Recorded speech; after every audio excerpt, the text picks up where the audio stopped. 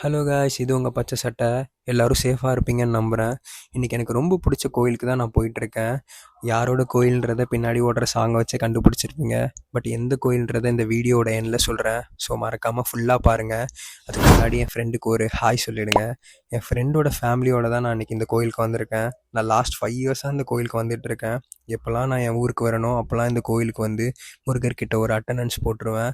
இன்றைக்கி கோயிலில் என்ன ஸ்பெஷல்னால், வெள்ளித்தேரில் முருகரை வச்சு கோயில் ஃபுல்லாக சுற்றி கூட்டிகிட்டு வருவாங்க. இன்றைக்கி என் ஃப்ரெண்டோட ஃபேமிலி தான் இந்த கோயில் தேரை இழுக்கிறாங்க. அவங்க என்னையும் இன்வைட் பண்ணியிருந்தாங்க. ஸோ நானும் போய் கோயில் தேரை இழுத்தேன். முருகரை அழகாக கோயில் ஃபுல்லாக சுற்றி கூட்டிகிட்டு வந்தாச்சு. ரொம்ப ஹாப்பியாக இருந்தது எனக்கு. உங்கள் எல்லாருக்குமே முருகர் பிடிக்கும்னு எனக்கு தெரியும். பட் எந்த முருகர் கோயில் உங்களுக்கு ரொம்ப பிடிக்குன்றதை கமெண்ட்டில் சொல்லுங்கள். நான் அப்போவே சொல்லியிருந்தேன் இந்த வீடியோட எண்டில் இந்த என்ன கோயில்னு சொல்கிறேன்னு.